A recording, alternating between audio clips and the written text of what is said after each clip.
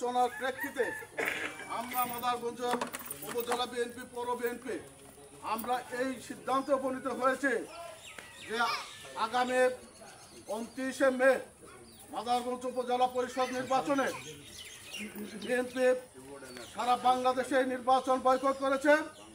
আমরা মাদারগঞ্জ উপজেলা বিএনপি পৌর বিএনপি এবং সকল অঙ্গ সহযোগী সংগঠন আজকের এই সিদ্ধান্ত মোতাবেক আমরা সকলে এই নির্বাচন আমরা পর্যন্ত ঘোষণা করলাম।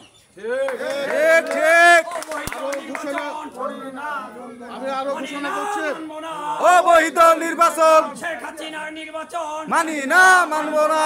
অবৈধ নির্বাচন মানি না, মানব না।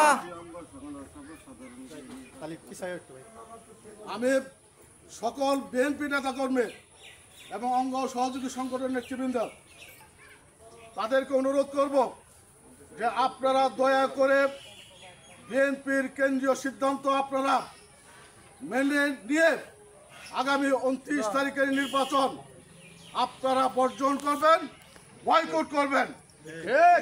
আপনারা কেউ ভোট কেন্দ্রে যাবেন না এবং কোনো প্রার্থীর পক্ষে আপনারা প্রচারণা নামবেন না, কোনো প্রার্থীকে আপনারা সমর্থন দেবেন না।